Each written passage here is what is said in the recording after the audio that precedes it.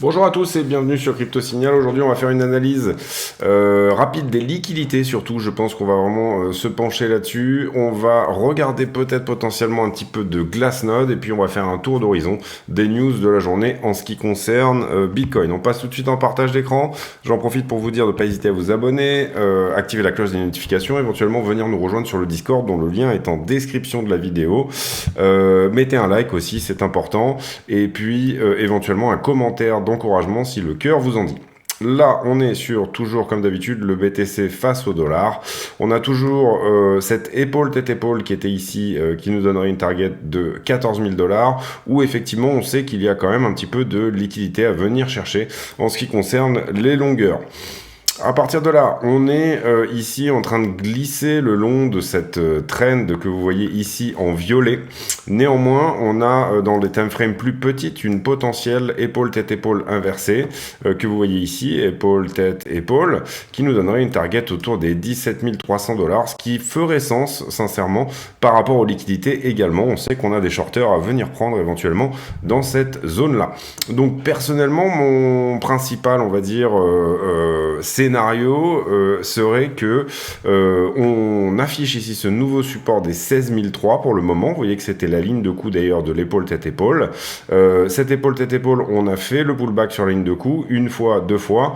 Maintenant, il faut qu'on s'affranchisse de cette ligne violette que vous voyez ici de manière à éventuellement pouvoir atteindre cette target de 17 300 $.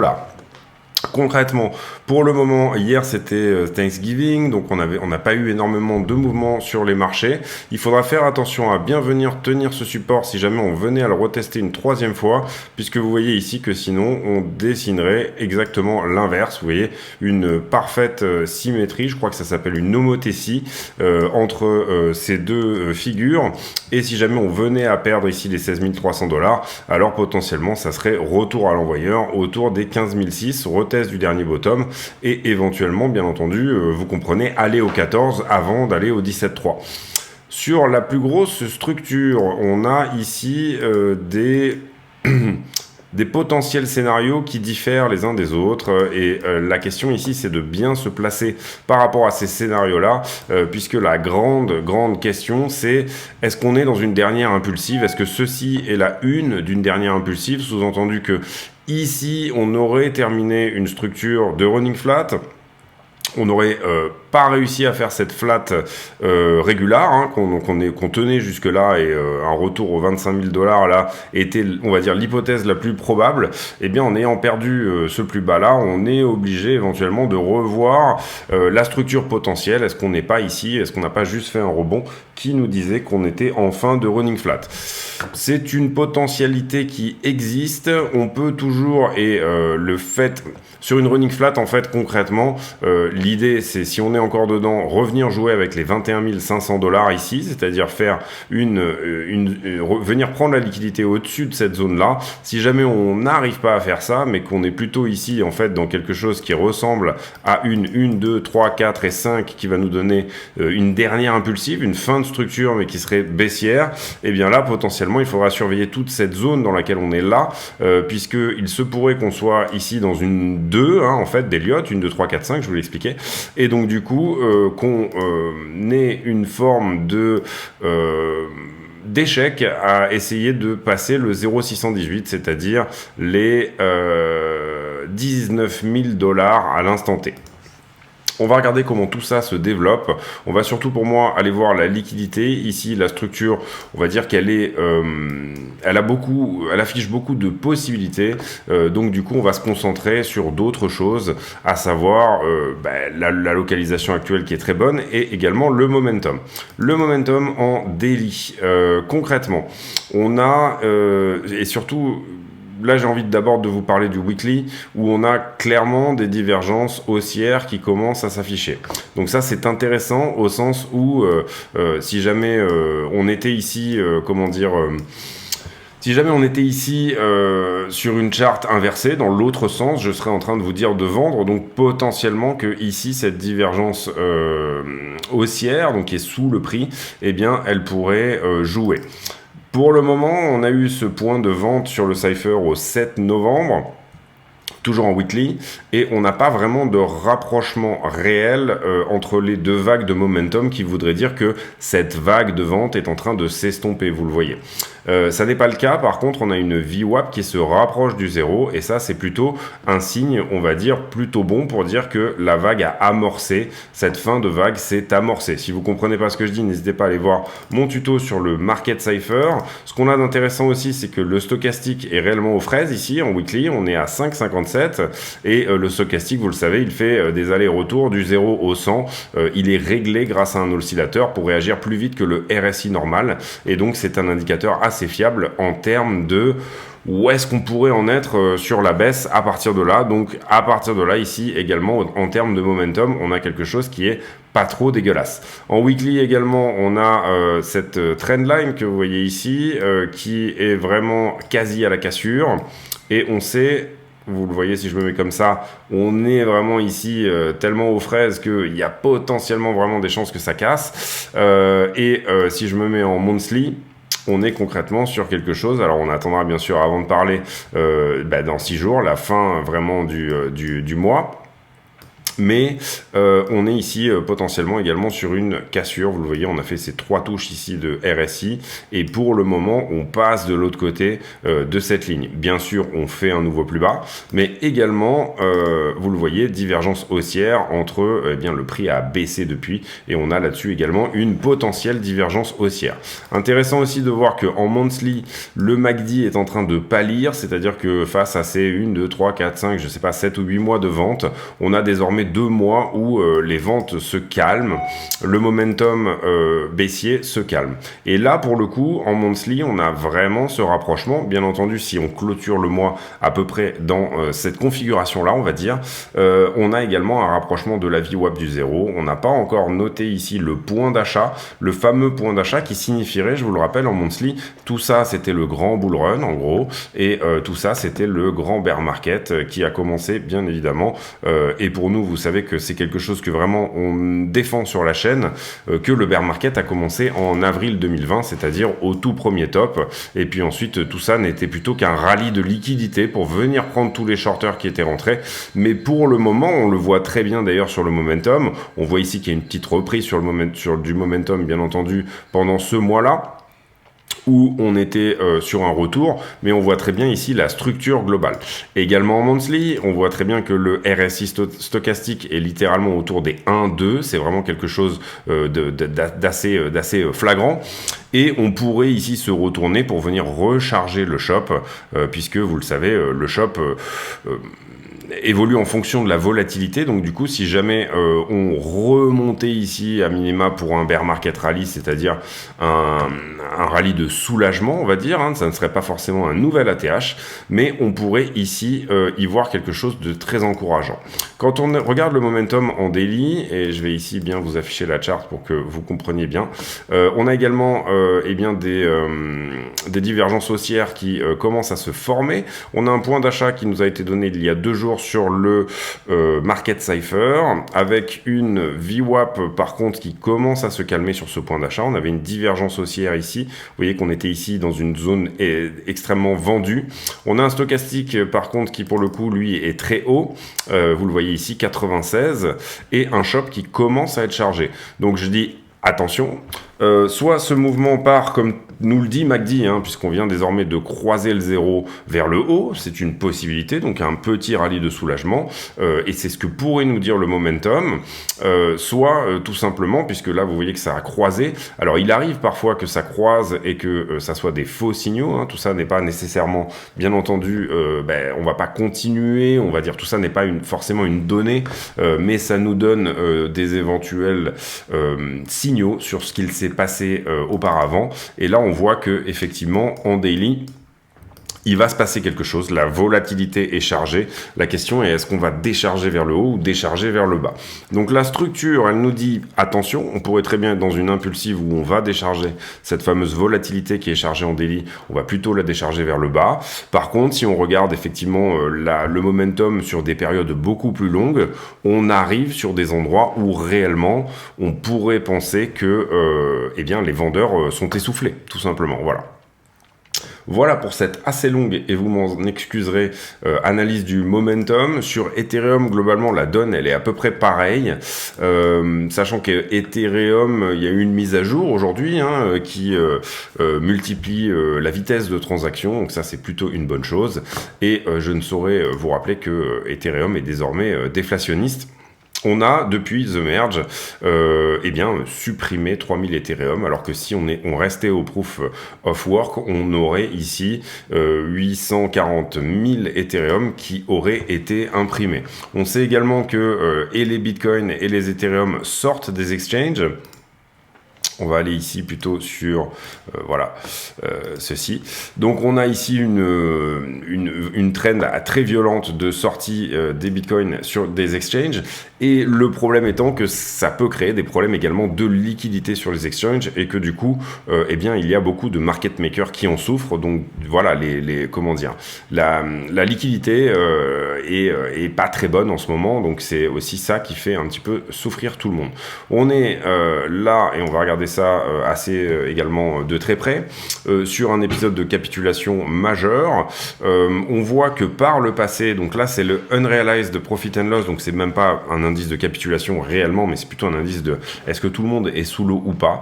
Et on voit que ce type de mouvement duquel quand on passe dans le rouge et qu'on repasse dans le orange, en général on se reprend, et là ça n'a pas été le cas. Vous voyez que on est en train ici de plonger. Donc on est réellement ici sur un marché qui, on va dire, est un petit peu à l'agonie suite à cette capitulation post-FTX. Je regarde si on est bien à la bonne date. Oui, non, on va faire comme ça. Le Accumulation Trend Score, qui est plus ou moins le score d'accumulation, selon l'importance des cohortes et leur volume. Vous voyez qu'on est dans une zone très accumulée ici. Donc effectivement, on est vraiment dans une zone intéressante, on va dire, pour faire du DCA. La troisième chose, c'est que la supply qui a été active depuis plus d'un an, c'est-à-dire qui a été inactive plutôt depuis plus d'un an, est autour de 66-67%. Donc on a énormément de Bitcoin qui n'ont pas bougé depuis longtemps, et malgré le fait qu'on secoue le cocotier pour essayer de faire vendre ces personnes qui sont des holders à long terme, rien ne bouge. Donc la grande question ici, c'est est-ce que on va devoir secouer encore plus le cocotier, ou alors est-ce qu'on va continuer à jouer avec des bitcoins court terme, en gros, pour faire baisser le prix. Si jamais on regarde plus ou moins la manière... si jamais on compare les précédents bull run et bear market, on va mettre ici une moyenne pour y voir un petit peu plus clair. Vous voyez que on est sur des gros épisodes de capitulation, mais on n'a pas encore ici atteint des niveaux non plus extrêmement bas par rapport à est-ce que quand tout le monde vend, quand les gens vendent, est-ce qu'ils sont réellement totalement sous l'eau par rapport à précédemment. Maintenant, ce qu'on pourrait voir aussi, c'est qu'on a une trend où petit à petit, les holders sont de plus en plus forts, puisque vous voyez ici qu'on avait un plus bas, et là je vous ai mis une moyenne, c'est pour enlever tout le bruit, etc., et ce qu'il y a autour. Je vous ai mis une moyenne à 30 jours, et on a ici des points de plus en plus hauts. Donc est-ce que ce non-retour dans la zone verte est plutôt simplement le signe que le marché est désormais assez mature pour que les gens ne vendent pas? Vous voyez ici en 14 jours, on est à peu près globalement sur quelque chose de similaire, ou alors est-ce qu'il va encore falloir secouer le cocotier, aller à 10 et 12 000 pour éventuellement que tout le monde ici descende du train au moment où en fait c'est le pire moment, donc à la pire station pour descendre, et que finalement le marché reparte sans eux. Ici donc on a déjà regardé ça, les adresses à plus de 10 000 bitcoins qui sont en accumulation totale en ce moment, donc les grosses baleines à bosse qui prennent beaucoup. On a quand même perdu ici depuis désormais quelques jours 6 adresses, donc attention à ça. On est sur une trend qui finalement se retourne un petit peu. À qui vendent tout simplement ces portefeuilles? Un petit peu aux 1000 bitcoins mais sans plus, ils sont très légèrement à l'accumulation. Un petit peu aux 100 bitcoins également mais sans plus, toujours la même chose. Et les 10 bitcoins qui ici sont très légèrement à la distribution, et les 1 Bitcoin qui sont encore très fortement en train d'accumuler. Donc on est plutôt sur des, on va dire fish, crabes, shrimps, donc les petits poissons qui sont à l'accumulation. On est plutôt ici, alors qu'on avait une cohorte des 10K qui augmentait énormément son bag, qui est plutôt en train d'enlourder un petit peu, et ça dans les gencives des 1000 et 100 Bitcoin. Donc on va bien suivre ça de très près. Voilà, je pense on a fait rapidement un petit peu d'analyse on-chain. On va désormais aller faire les news. Sur les news, qu'est-ce qu'il se passe? C'est le Black Friday aujourd'hui, donc j'en profite pour vous dire, vous avez, si pour ceux qui considèrent qu'ils voudraient prendre éventuellement un abonnement sur TradingView, moins 60% sur TradingView sur un abonnement annuel. Vous avez également les Ledger, je crois que c'est moins $30 pour un Nano X et moins $20 pour un Nano S. N'hésitez pas à passer par les codes de la chaîne. Vous aurez, je crois, moins 10% supplémentaires, en tout cas en ce qui concerne TradingView. Et puis, voilà, n'hésitez pas à passer par là. Il y a également des codes pour le Black Friday, je crois, pour avoir 10% encore supplémentaires. Bref, n'hésitez pas à regarder tout ça si jamais ça peut vous intéresser. Binance qui a monté donc ce fameux fonds qui s'appelle SafeU. Alors attention à ça un petit peu quand même, parce que je crois que dans ce fonds il y a pas mal de BNB. Il me semble qu'il y a un bon 40% de ce fonds qui a été constitué en BNB. Est-ce que c'est une bonne chose ou pas? Déjà c'est quand même bien de monter ce fonds quoi qu'il en soit, mais soyez attentifs à comment sont faites éventuellement les choses, puisque le BNB, encore une fois, c'est quelque chose qui, par rapport à Binance, ne correspond pas non plus nécessairement à un engagement sans faille, puisqu'ils peuvent l'imprimer un petit peu comme ils veulent. Ensuite, ici, on a Cardano qui dit attention, il va y avoir une très grosse guerre de l'identité au niveau du Web3. Bon, voilà, c'est un petit peu il y a pas mal de projets autour de justement votre identité, prouver votre identité comme plus ou moins un NFT ou ce genre de choses. Donc voilà, ici, je trouve que tout ça est très intéressant, donc allez voir éventuellement cet article si vous avez l'intention. Et Cardano également qui prend 100 000 wallets en novembre, c'est-à-dire une assez forte activité sur cette blockchain. Apparemment, également sur Binance, il aurait été dit que les fonds en fait des utilisateurs seraient utilisés en fait pour couvrir plus ou moins le reste de la crypto. Donc ce fameux fonds SafeU. Ici Adam Cochrane, qui est vraiment un très bon analyste, dit que effectivement il faut ici creuser un petit peu cette histoire, parce que tout n'est pas nécessairement extrêmement clair sur la manière dont est fait ce fonds. Donc je pense que ici, et c'était surtout également sur ici cet article-là et sur la Proof of Reserve de Binance, c'est-à-dire à quel point ils ont prouvé ils avaient vraiment tous les bitcoins des utilisateurs, etc., toutes les cryptos des utilisateurs, et il dit que il a peur qu'ils utilisent les fonds pour racheter d'autres fonds d'investissement. Je crois que Binance est intéressé pour racheter éventuellement Voyager Digital, etc., ce genre de choses. Donc en ce moment, pas mal de choses, pas mal de FUD autour des exchanges, bien évidemment, ce qui explique cette vague de self-custody. Du côté de Coinbase, Coinbase qui a réaffirmé, Coinbase est une compagnie publique, donc oui, nous avons bien 2 millions de bitcoins, puisque toutes nos finances sont effectivement publiques. Je pense qu'effectivement, l'entrée en bourse de Binance leur a quand même ici... un petit peu, les amis, un petit peu pieds et mains liés par rapport au fait de jouer éventuellement avec les assets des utilisateurs. On en a parlé avant-hier, les minutes de la Fed qui sont sorties. Effectivement, il a été évoqué dans les minutes, comme je vous l'avais plus ou moins prédit, en tout cas c'était ce qui se disait en termes de rumeurs, que la Fed a évoqué fortement la possibilité de ne pas... de diminuer tout simplement la hausse des taux. Donc ça a été confirmé dans les minutes, c'est-à-dire que la Fed a dit ce sera probablement la dernière hausse de taux à 0,75. On aura un PCE qui va sortir le 1er décembre, ça c'est pour le calendrier économique, donc il faudra ici suivre ça de près, puisque ce sont des données que la Fed suit énormément, donc des données autour de l'inflation. On aura la révision du GDP, donc du PIB américain, c'est-à-dire qu'on a eu une première estimation qui était de 2,6% pour le quarter 3, donc le troisième trimestre. Est-ce que il va y avoir plusieurs révisions de cette estimation en fonction des chiffres qui sortent petit à petit, et donc il faudra suivre ça de près, et ça sera pour mercredi prochain, et on aura un discours de Jérôme Powell à la Brookings Institution. En général, les discours de Powell, il faut faire attention également, donc on suivra ça de près aussi. Tout ça, c'est mercredi. On a Bullard qui va parler également. Bullard a tendance à être assez également hawkish, c'est-à-dire c'est le président de la fête de Saint-Louis, et assez régulièrement il donne des informations comme quoi il faudrait aller à 5-7%, etc. Donc attention à ça aussi. Les stocks qui vont être en retard sur les bons, et ils vont même, donc les stocks c'est les actions, et ils vont même décliner pendant les 10 prochaines années, qui dit un modèle de valeur basé sur 8 indicateurs. J'ai pas lu cet article, mais j'irai le lire, et si vraiment quelque chose est intéressant dedans, je vous en parlerai demain. On a fait ici les news, on va désormais aller voir les liquidités. Sur les liquidités, qu'est-ce qu'on a qui a été liquidé hier? On a vraisemblablement 42 millions de liquidés, donc une journée somme toute assez normale.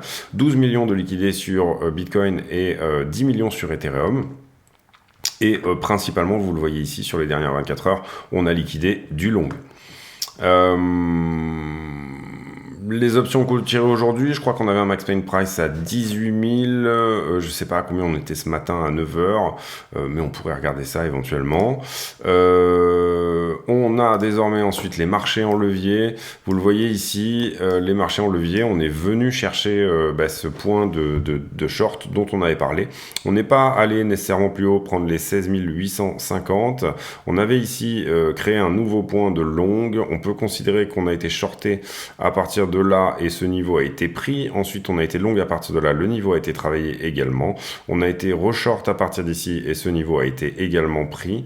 On a été relong à partir de là, vous voyez que le niveau a été pris également. On est re-short à partir d'ici, donc on va juste décaler ce niveau ici. Voilà. Et ensuite, légèrement relongué, le niveau a été mangé, re-shorté, et le niveau est plus ou moins par ici, donc il a été mangé également. Relongue à partir de là, donc on va reprendre ce niveau-là, on va le mettre en rouge, puisque c'est un niveau de longue. Et puis voilà, pour le moment, on est plutôt long. Donc on a créé un nouveau point au 16 400 et un autre nouveau point au 16 600. Le CVD spot qui se reprend, ça c'est plutôt une bonne chose, c'est-à-dire que la demande au spot est présente. On a des spreads qui sont relativement constants, donc ça c'est plutôt également une bonne chose. On va ici aller voir sur Ether ce que ça dit. Alors sur Ethereum, même chose, on est venu chercher à peu près le même niveau, enfin le niveau précédent. On avait également créé un niveau à ce point-là. On a été re-short à partir d'ici, niveau qui a été travaillé. On a été relong à partir d'ici, niveau qui a été travaillé également. Re-short à partir de là, même chose, niveau travaillé. Relong, niveau travaillé. Et à partir de là, on est short, le niveau a été travaillé également. Et on est relong à partir d'ici. Donc ce qu'on va faire, c'est qu'on va juste décaler ce point-là à peu près par ici, et on va le passer en rouge puisque c'est un point de long. Donc 1173 à venir chercher en long sur Ether, et pour les niveaux supérieurs 1232, 1234, et je vous rappelle qu'on a un fort niveau au 1300 à éventuellement venir chercher du côté des shorters. On va aller voir la heatmap. Heatmap sur Bitcoin, on va aller voir d'abord la 12 heures. Qu'est-ce qui s'est passé dans les 12 dernières heures? Comment les shorters et longueurs en levier ont posé leur position dernièrement? Est-ce qu'on a plutôt forci au niveau des liquidités au-dessus du prix ou en dessous? Vous voyez que c'est à peu près kiff-kiff. Néanmoins, la zone ici des 16 500 à 16 008 a quand même pris un petit peu ici. Et puis on a une zone des 15 000 également qui a pris, et une zone des 16 000 qui a pris. Globalement, vous voyez que grosso modo, on a quand même une grosse zone de valeur ici, très dense et très jaune, jusqu'au 16 007 dorénavant. On a parlé, nous, de venir chercher les 17,3 dans les 12 dernières heures. C'est peut-être potentiellement une potentialité, effectivement. Et puis, sur les 7 derniers jours, c'est pour moi, je trouve, la hitmap qui marche le mieux dernièrement. Eh bien, c'est toujours 17,3 qui est éventuellement l'objectif, la zone de force ici à venir prendre sur les 7 derniers jours. Et si on devait aller vers le bas, 15,8 et encore plus bas, les 14,8. Quand on regarde là un mois... Quand on regarde là un mois, eh bien, on a une très grosse zone de valeur au 21, 22. Hein, donc, ça serait vraiment, si on partait ici s'il y avait retournement haussier, ça serait potentiellement vraiment la zone à venir prendre. Et toujours une zone de valeur sous les 15 000. Vous voyez qu'elle est assez conséquente aussi dorénavant. On a beaucoup traîné dans cette zone. Donc, on a aidé les longueurs à venir se mettre à l'abri, de ces points-là. Du coup, je ne sais pas comment dézoom, excusez-moi. À venir se mettre à l'abri de ces points-là, et c'est ça qui est dangereux quand vous traînez un petit peu dans un range. Néanmoins, on a aussi forci la zone médiane, vous le voyez ici, hein, sur les 1 derniers mois, comme je vous le disais ici, avec quelque chose potentiellement au-dessus à venir prendre au 17,3, c'est la zone qui est là, quelque chose potentiellement à venir prendre au 19, et je vous le rappelle, cette zone qui est relativement dense autour des 21,6. Donc si on devait vraiment dégueuler vers le bas, on irait potentiellement au 13,3. Si on devait vraiment ici potentiellement repartir assez fortement vers le haut, on a une forte zone de short autour des 21 sur le dernier mois. On va aller voir quand même ici qu'est-ce qui s'est passé en position un petit peu plus fraîche. On va juste mettre là, si j'y arrive, c'est pas grave. C'est pas grave. On est là sur Ethereum, plus de longueur que de shorter sur les 5 derniers jours, à hauteur de 4,5 milliards, c'est pas énorme. Mais quand même, attention à ça. Et si là, j'arrive, c'est pareil. J'ai l'impression qu'il est un peu bloqué, notre ami iBlock, là.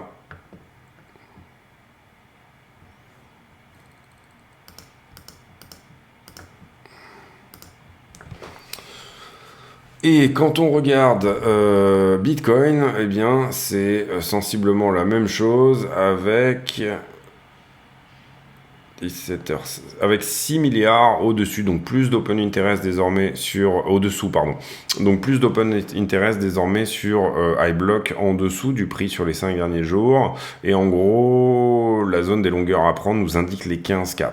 Donc on va retourner sur le prix et faire une conclusion, éventuellement une prévision de prix. Alors, sincèrement... On va revenir ici sur le BTC USDT. Sincèrement, pour moi, la structure nous pointe quand même toujours vers les 17,3.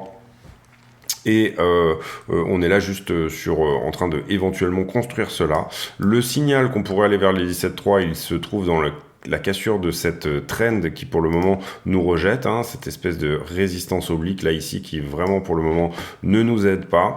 Et également je vous avais parlé d'un triangle et je vous avais dit que je trouvais que ce triangle n'était pas très beau au moment ici où on fait cette fausse cassure, où on n'a pas réellement de clôture daily en dessous du triangle.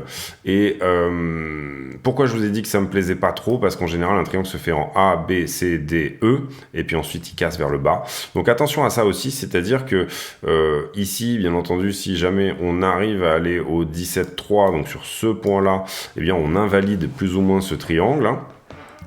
Mais si on garde ce triangle de manière valide, et si ici on se fait rejeter, on aura effectivement ces 5 vagues que je vais vous mettre ici. Voilà, hop. Une A, une B, une C, une D et une E.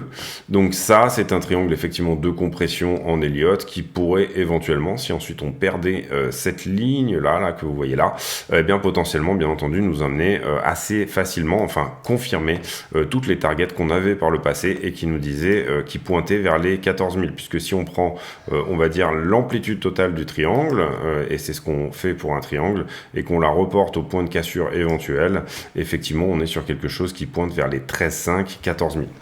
Donc, concrètement, assez difficile ici de dire, eh ben, le prix il va aller par ici ou il va aller par là, tout simplement parce qu'on a de la liquidité des deux côtés. Principalement, si jamais vraiment le CVD au spot se reprend vraiment, etc., dans un premier temps, c'est 17,3 puis 21,6 pour moi. C'est-à-dire que la structure totale deviendrait en fait plus ou moins une running flat, c'est-à-dire que ici on aurait une structure totale qui globalement nous donnerait voilà quelque chose comme ça. En gros, on vient chercher ce plus haut là. Le but du prix là ici, ce serait de venir chercher ce qu'il s'est passé sur ce prix là, et effectivement on aurait quelque chose de relativement parallèle. Mais comme on a pété le plus bas qui était là, on ne peut pas ici, théoriquement, la chance statistique d'aller reprendre ce plus haut ici au 25 000, elle est bien moindre. Il arrive qu'on fasse des étendues, c'est-à-dire que effectivement, ce type de correction, on va dire vers le haut, puisque tout ceci pour moi est une correction vers le haut dans une tendance baissière, d'accord, qui se construit en trois vagues, mais la question est de savoir comment elle va se terminer, hein, qu'est-ce qu'il va se construire ici. Eh bien, en imaginant qu'elle est terminée sur ce point-là, hein, c'est-à-dire que là on était effectivement sur le point bas de la baie, pas qu'elle est terminée, mais que la baie est terminée, voilà. Eh bien, dans ce cas-là, on a bien évidemment deux solutions à envisager. La première, c'est cette running, où effectivement, on revient faire un tour autour des 21,6, 22 000 $, là où on a de la liquidité, donc ça a du sens. Donc ici, on croise la localisation, potentiellement un bas de B, la structure et le momentum, qui est plutôt ici, je vous l'ai dit, en structure, on va dire, mensuelle, qui est plutôt bon.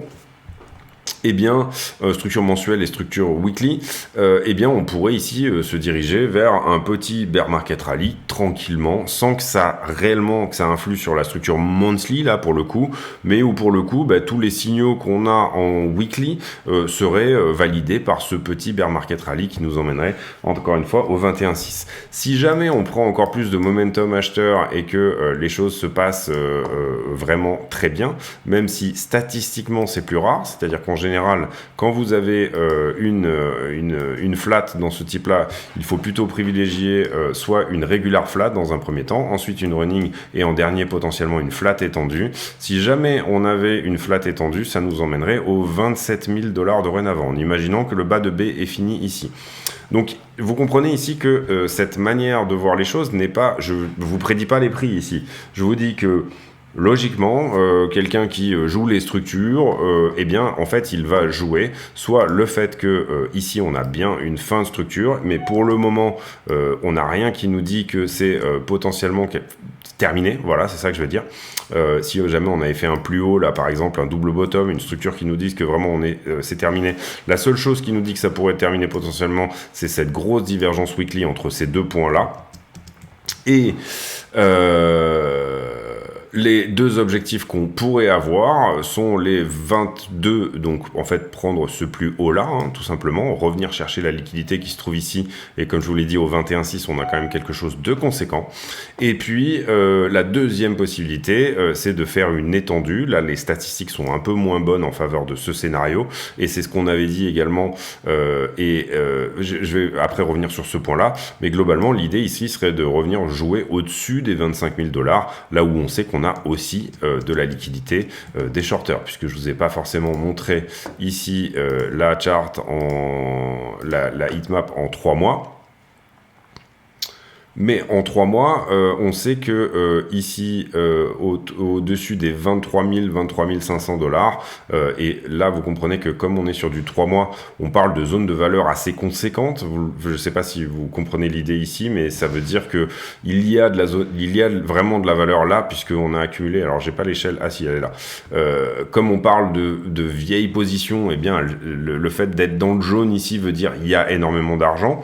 Est-ce que ces gens-là ont déjà TP ou pas? On ne le sait pas, mais vous voyez qu'en 3 mois, on est assez facilement et vite, entre guillemets, puisque quand on était à ce point-là, on était en train de travailler toute cette zone dans le jaune des liquidités sur le 3 mois, et qu'on était en train ici de travailler quelque chose d'assez conséquent vers le haut, hein. On était en train de short squeezer une partie du marché, et finalement le prix s'est retourné sur la chute de FTX.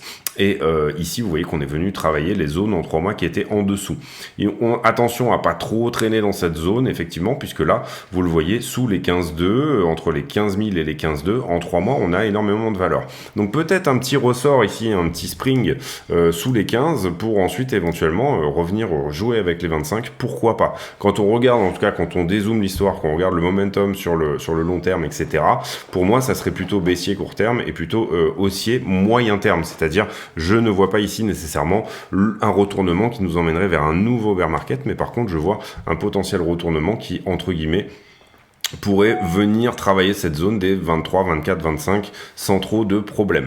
Néanmoins, encore une fois, statistiquement, en termes de structure, ce qu'on va privilégier potentiellement ici, maintenant qu'on a perdu ce plus bas là, puisque ici on jouait la régular, maintenant qu'on a perdu ce plus bas et définitivement perdu ce plus bas, ce qu'on pourrait jouer si jamais on est haussier, ça serait uniquement un rebond autour des 20, encore une fois, on sait que la liquidité est à 21,6, on va donner ici un objectif de 1 pour 1, c'est-à-dire 22K. Donc vous le voyez ici, quand j'ai mis le Fibonacci, eh bien, je me suis arrêté au 1 pour 1, c'est-à-dire la vague de 0 à A ici est égale à la vague de B à C. Néanmoins, est-ce qu'on est vraiment sur la fin de B, etc. Est-ce qu'on est vraiment dans une flat et toutes ces choses-là, comme je vous l'explique assez souvent. Ici, on est juste sur un scénario de prise de profit, on n'est pas en train de prévoir les prix, etc. Mais on est en train de dire, moi, si on reprend ce plus haut-là, statistiquement, j'estime que le fait de sortir est une bonne idée. Donc voilà pour ça, entre guillemets, faites-vous vraiment votre sentiment. Est-ce qu'on va taper d'abord les 14 et cette liquidité qu'il y a au 14 avant éventuellement, donc 14-15, hein, avant éventuellement de retaper tout ce qui se passe au-dessus. Si jamais on allait à 14 et si jamais on allait vraiment chercher les figures chartistes que vous le voyez qui sont quand même relativement assez nombreuses et qui nous montrent les 14 000 $, qu'est-ce qu'il devrait se passer, qu'est-ce qu'il se passerait réellement, comment le marché réagirait, qu'il recommencerait à longuer en levier comme des degen en disant eh ben c'est bon, on a au premier plateau, vous voyez qu'il y a énormément, il y a quand même du long qui rentre assez fortement, ou alors est-ce que ici on est sur une structure qui nous annonce que potentiellement les gens sont fatigués, les vendeurs sont épuisés et que les acheteurs également ne veulent pas nécessairement ici, en fait on souffre ici d'un manque de demande institutionnelle clairement sur le Bitcoin, c'est ça qui avait vraiment gonflé tout le marché. Et ah oui, par contre, c'est un point aussi que je voulais faire. On a ici quand même le GBTC qui se reprend assez fortement. C'est-à-dire qu'on avait avant un discount qui était autour de 45% et désormais il est passé, vous voyez qu'il a pris 1 ou 2 $ là depuis les derniers temps, et ça c'est plutôt une bonne chose. Ça veut dire que potentiellement les institutionnels commencent à réfléchir à revenir sur Bitcoin. Voilà pour moi, un point assez long, j'en conviens, désolé, et autant pour moi, je parle parfois beaucoup et je m'étale sur des concepts, mais je pense que tout ça est peut-être potentiellement intéressant pour ceux qui le regardent. Demain, on fera une étude de la market cap totale où je trouve que la structure est vraiment propre. On va pas la faire aujourd'hui, sinon ça ferait une vidéo un peu longue. Et puis voilà, je vous remercie de votre fidélité. J'en profite pour vous dire à tous, à vous souhaiter à tous une bonne soirée. Et puis n'hésitez pas à vous abonner, encore une fois, activer la cloche des notifications, éventuellement venir nous rejoindre sur le Discord, dont le lien est en description de la vidéo. J'ai pour habitude de demander des commentaires à la con. Et la question, le commentaire à la con du jour sera, est-ce que chez vous, vous avez ce petit aspirateur robot qui nettoie tout de lui-même? Voilà, c'est une question à la con, mais c'est le concept de la question à la con. Donc voilà, je fais ça en fin de vidéo en général pour discuter avec les abonnés de choses et d'autres. Donc voilà, pour moi, sincèrement, pour le moment, je ne suis pas nécessairement en position, j'attends plus de signaux. Je suis plutôt ici sur du DCA, c'est-à-dire tout simplement aller mettre mes ordres d'achat sur des alts qui m'intéressent éventuellement. Et voilà, donc du coup, je vous souhaite à tous une bonne soirée. N'hésitez pas à venir nous rejoindre encore une fois sur le Discord et passez une bonne soirée. Merci à tous.